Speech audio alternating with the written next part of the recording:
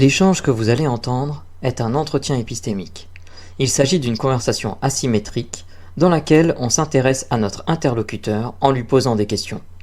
Au travers de celle-ci, nous cherchons à comprendre les raisons qui motivent son avis. L'objectif principal de cette forme de conversation est de passer un moment agréable et mutuellement enrichissant. C'est vrai que moi je veux pas Gaëlic, parce que Gaëlic il est trop anti-breton, donc... Alors, moi je suis anti-breton, est-ce que tu acceptes de faire la discussion avec moi? Oui, je plaisante. Est-ce que tu es prête à discuter avec un Normand? Si on parle pas du Mont-Saint-Michel, oui. Non, mais il y a même plus à en parler, le sujet est clos.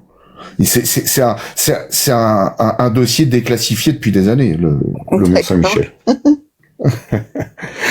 Alors du coup, quelle était ta position toi sur cette histoire de déclassification? Est-ce qu'il y a des révélations ou est-ce que ça relève plus d'une manipulation pour toi?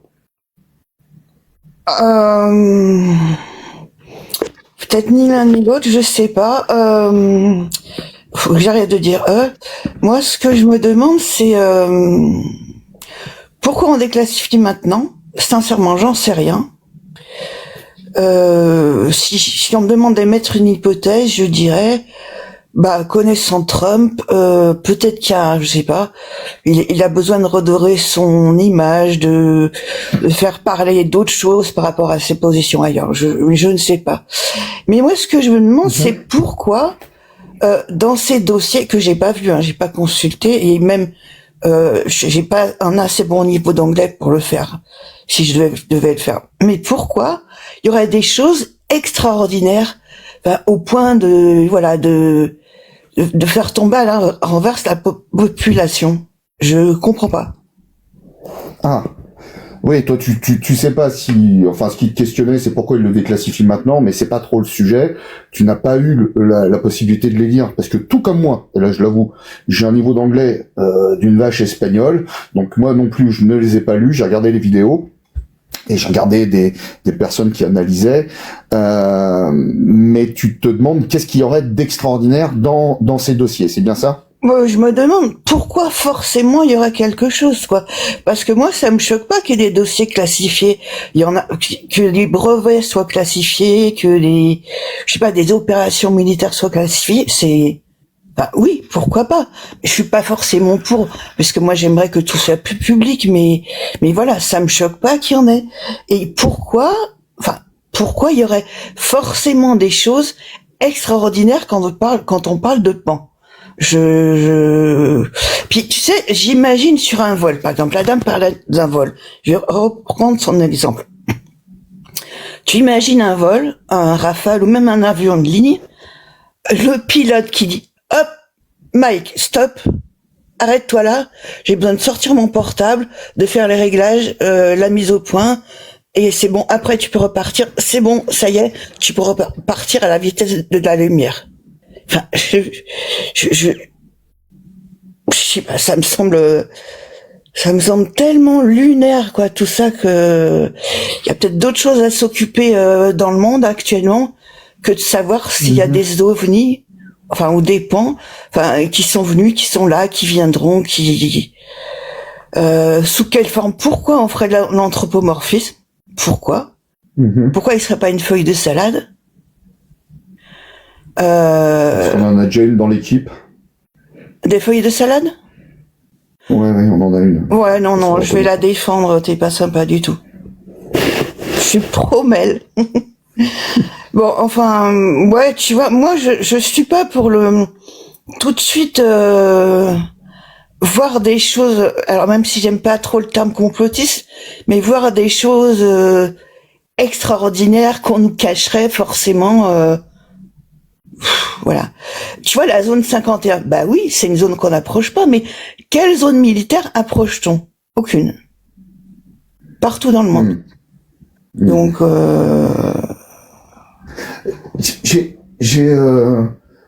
j'ai quelque chose qui me questionne quand je t'écoute, c'est à quel point tu considérerais que si demain on nous livrait l'existence d'extraterrestres qui seraient en contact avec nous, ce ne serait pas quelque chose d'extraordinaire?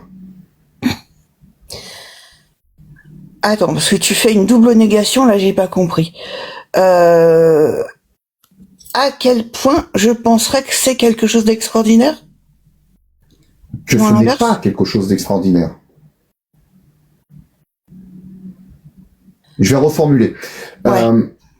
Quand je t'écoute, tu te poses la question sur, tu as du mal à comprendre pourquoi les gens qui s'intéressent au sujet pensent tout de suite à y voir des phénomènes extraordinaires.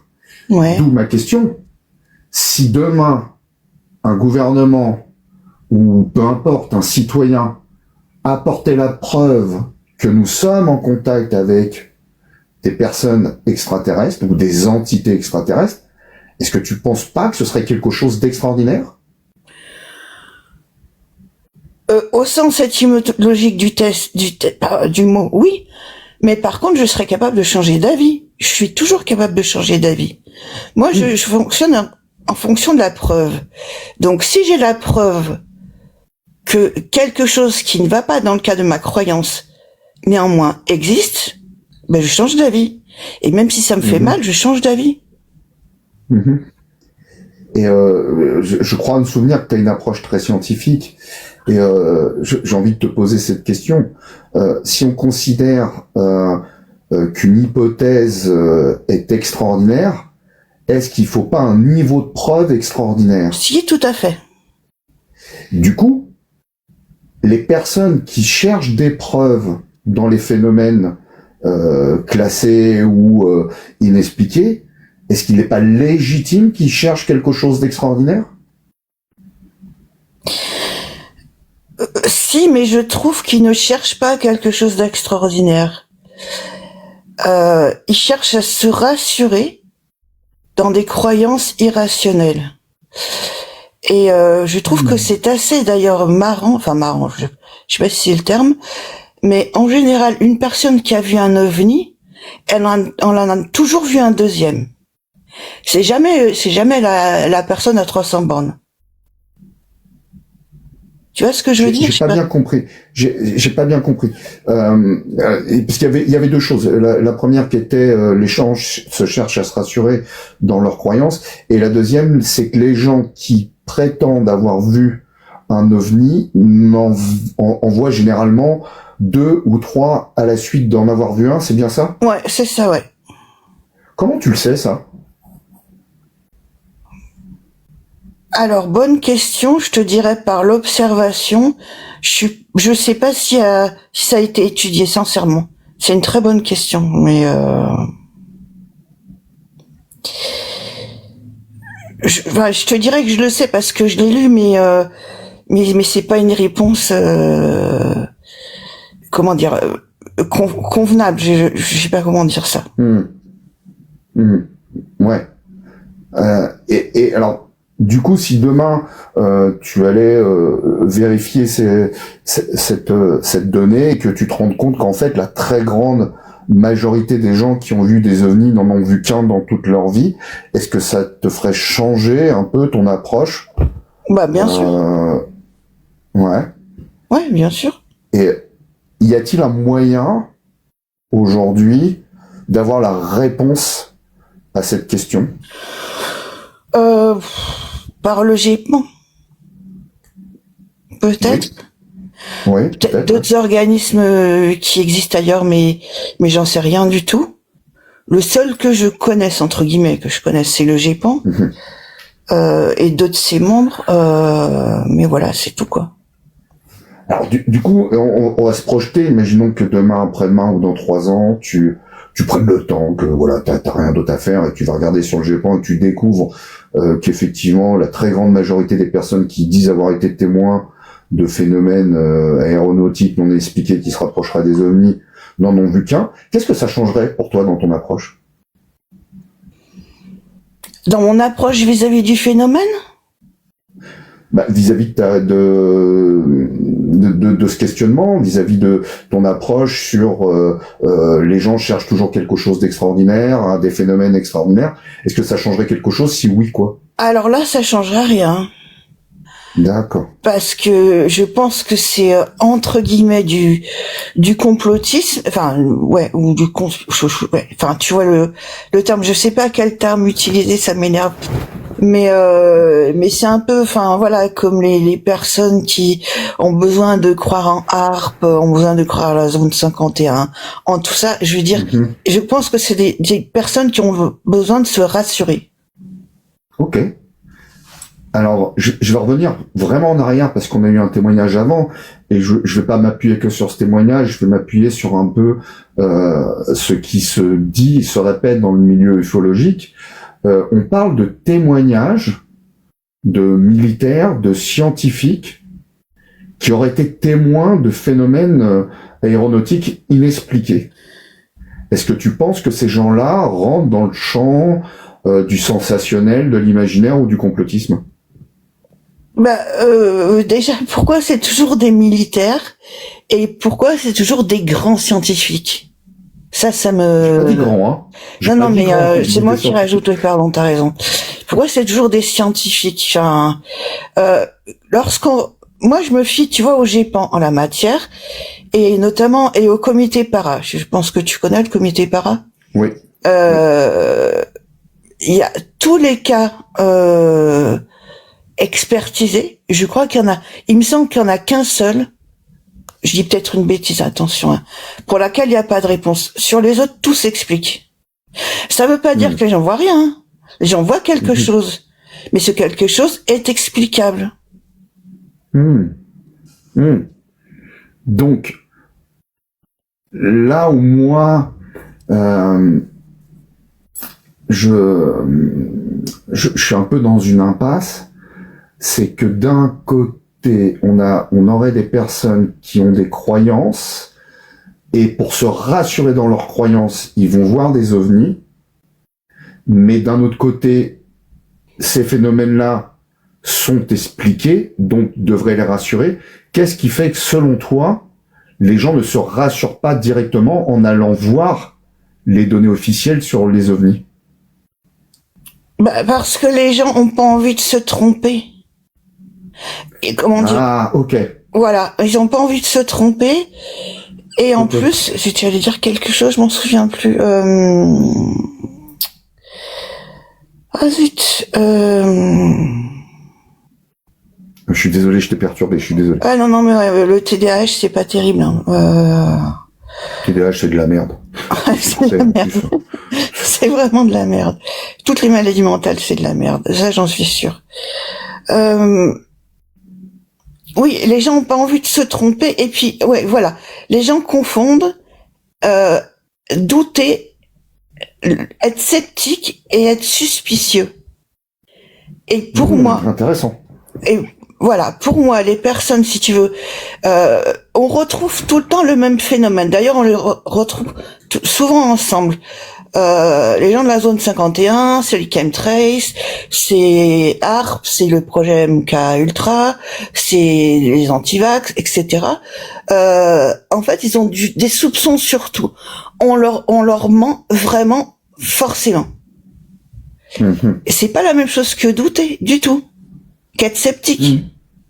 Être sceptique, c'est demander des preuves, faire de la métacognition, demander pourquoi on pense ça, pourquoi on pense ce qu'on pense. C'est pas se dire a priori, non, on nous cache quelque chose. Bien sûr qu'il y a des choses qu'on nous cache, c'est évident. Des complots, il y en a toujours eu. Mais ça n'a rien à voir avec avec la suspicion. Intéressant. Enfin, oui, je comprends bien, et c'est très intéressant dans la différence entre le scepticisme et la suspicion. Selon toi, qu'est-ce qui va faire que la majorité des gens qui sont d'abord sceptiques deviennent suspicieux face à des éléments comme la zone 51, comme les dossiers classifiés, comme le manque d'informations? Qu'est-ce qui fait que les gens basculent du scepticisme à la suspicion? Alors déjà, je suis pas d'accord avec toi sur un truc, c'est que pour moi, les gens ne sont pas sceptiques avant d'être suspicieux. Ils sont d'emblée suspicieux. Et je crois que ça s'explique par par un peu ce qui existe, hein, les scandales internationaux, voire nationaux, les gouvernements qui communiquent pas forcément, et même parfois pas du tout. Donc les personnes forcément disent bon, on nous ment surtout en gros, tu vois. Est-ce que je dois comprendre en fait dans ta réponse que même si tu considères que les gens sont suspicieux avant d'être sceptiques, partons dans une expérience de pensée de quelqu'un qui n'est pas forcément suspicieux à la base, mais qui demande des réponses à des gouvernements ou à toute autre entité, et qui n'a pas de réponse en retour, est-ce que ça va le maintenir dans un scepticisme sain, ou ça risque de l'accompagner doucement vers le côté suspicieux? Alors c'est compliqué de répondre parce que c'est mon cas, c'est exactement mon cas. Et je ne tomberai pas dans la suspicion. Ça, je le sais. Mais je suis sceptique et oui, et je doute très souvent des informations qu'on nous dit ou plutôt qu'on nous donne pas. Mais là, on bascule dans le côté un peu politique, donc c'est moins, c'est plus à discuter. Mais oui, non, je pense que si on a une bonne façon de réfléchir, une bonne façon de réfléchir, c'est un peu péremptoire. Si on s'en tient à la pensée critique, on tombe pas dans la suspicion, on tombe dans le scepticisme. Ok. Et toi, en tant que sceptique chevronné? Non, chevronné, non.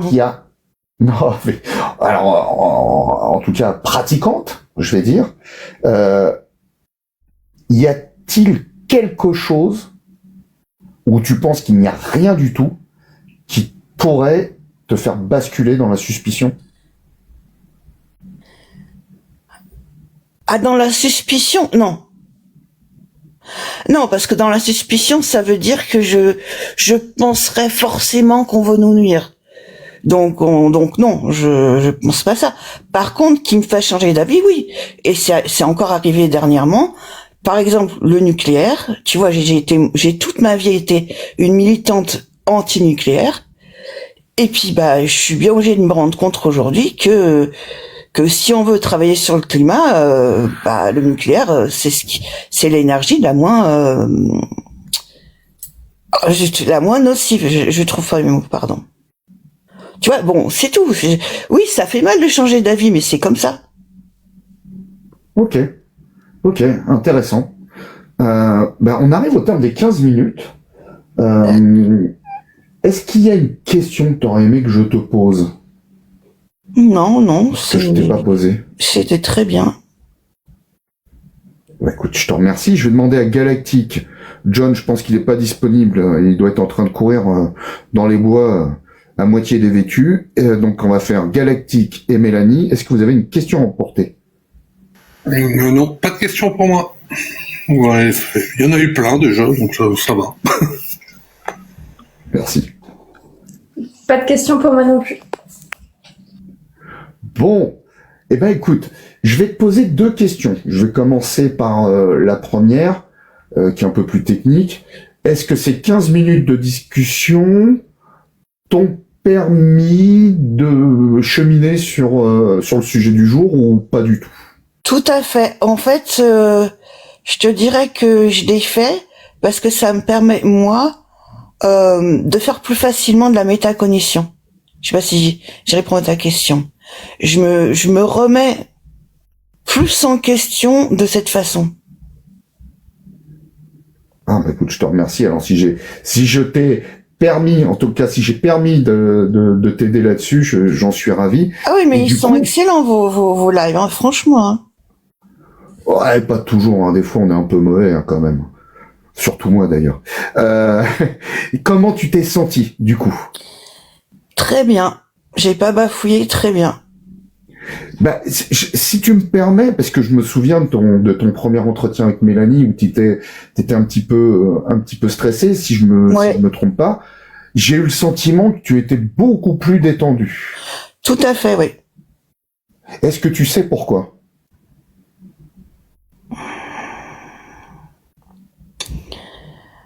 Oui, oui, oui, mais après, je vais pas forcément en parler Non, non, attends. parce que C'est non, une ça blague que tient à j'allais moi. te faire.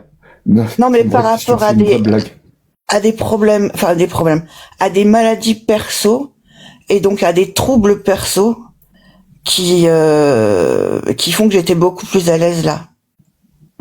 Bon, excuse-moi, parce qu'en fait, je voulais te faire une vanne, j'allais dire que c'est grâce à la Normandie, mais... Ah, d'accord. Non, mais je plaisantais. D'accord, d'accord. Très bien. Ben écoute, je te remercie beaucoup, et puis je te laisse redescendre toute seule, Ouais, ou je ben t'envoie merci à un toi, vaisseau merci spatial. à vous.